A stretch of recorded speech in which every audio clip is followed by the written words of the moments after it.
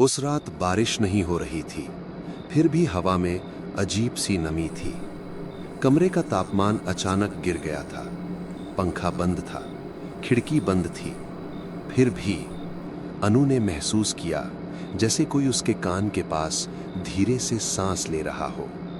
अनु अपने बिस्तर पर अकेला लेटा था, मोबाइल उसके पास ही रखा था। उसने आंखें बंद की और तभी टक टक अलमारी के अंदर से आवाज आई। अनु चौंक कर बैठ गया। अलमारी पुरानी थी लेकिन कभी आवाज नहीं करती थी। फिर से टक टक, जैसे कोई अंदर से दरवाजा खटखटा रहा हो। अनु ने हिम्मत जुटाई। कौन है? उसने कांपती आवाज में पूछा। कोई जवाब नहीं आया, बस लकड़ी पर नाखून घिसटने जैसी आवाज। उसका गला सूख गया। अनु ने अलमारी का हैंडल पकड़ा और धीरे से खोल दिया। अंदर कुछ भी नहीं था, सिर्फ गहरा अंधेरा। लेकिन एक बदबू थी, गीली मिट्टी और पुराने खून की। अनु ने पीछे मुड़कर देखा। दीवार पर उसकी परछाई थी, लेकिन वो हिल नहीं रही थी। अनु ने अपना हाथ उठाया, परछाई ने नहीं उठाया। वो उसे देख रही थी। अचानक कमरे में आवाज गूंजी।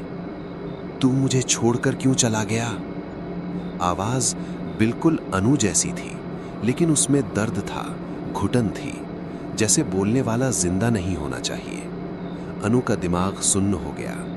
यही वो कमरा था जहां 6 साल पहले उसका छोटा भाई रात में बंद हो गया था।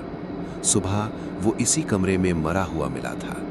पुलिस ने कहा था दुर्घटना, लेकिन सच्चाई ये थी, उस रात दरवाजा अनु ने ही बंद किया था। दीवार की परछाई आगे बढ़ी। अब वो दीवार पर नहीं थी, वो कमरे में खड़ी थी। उसका चेहरा अनु जैसा था, लेकिन आंखें पूरी तरह काली और मुंह अंदर की ओर मुड़ा हुआ। तूने मुझे यहीं छोड़ दिया था ना? परछाई ने पूछा।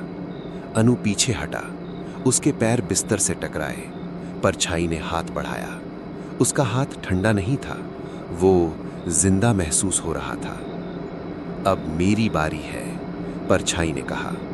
कमरे की लाइट बुझ गई और फिर ताला लगने की आवाज। सुबह पड़ोसी इकट्ठा हुए। कमरा अंदर से बंद था। दरवाजा तोड़ा गया। अंदर अनु की लाश मिली, अलमारी के अंदर, और दीवार पर 2 परछाइयां थीं। आज उस घर में कोई नहीं रहता, लेकिन रात को अलमारी के अंदर से अब भी टक टक की आवाज आती है। अगर कभी तुम्हारी परछाई तुमसे पहले हिल जाए तो समझ लेना तुम अकेले नहीं हो।